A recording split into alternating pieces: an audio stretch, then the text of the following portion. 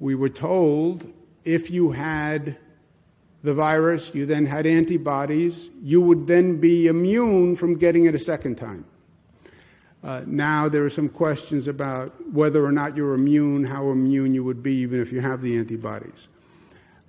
We were led to believe that the good news about this virus was it didn't affect children, which was taken as great news, right?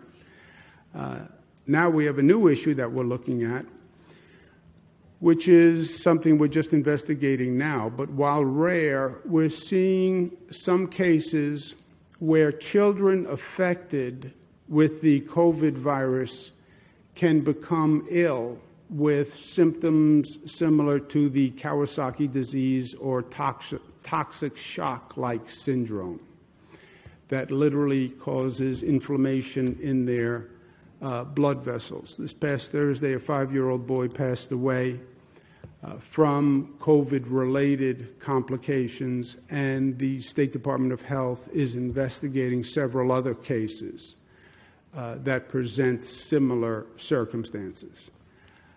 This would be really painful news and would open up an entirely different chapter, because I can't tell you how many people I spoke to who took peace and solace in the fact that children were not getting infected. We thought that children might be vehicles of transmission. The child could get affected and come home and infect the family.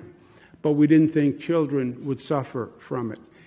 So caution to all people who, again, may have believed that their child couldn't be affected by COVID. This information suggests we may want to revisit that quote-unquote fact, that assumption. And if you see any of the symptoms that are on the chart that your child is evidencing, caution should be taken, because this is something that we're looking at. And again, there has been at least one fatality because of this, and there may be others that are now under investigation. So this is every parent's nightmare, right? That your child may actually be affected by this virus. But it's something we have to consider seriously now.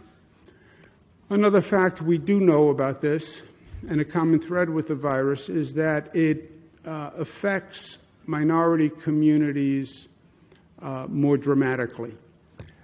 Nothing biological about the minority community, but demographically, socially, the infection rate is higher.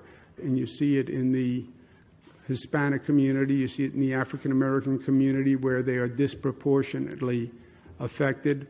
We asked the hospitals to look at the new cases that are walking in the door to see what we can learn about where we are now, because we've taken so many actions, so many dramatic actions, closed down schools, closed down businesses, we're testing.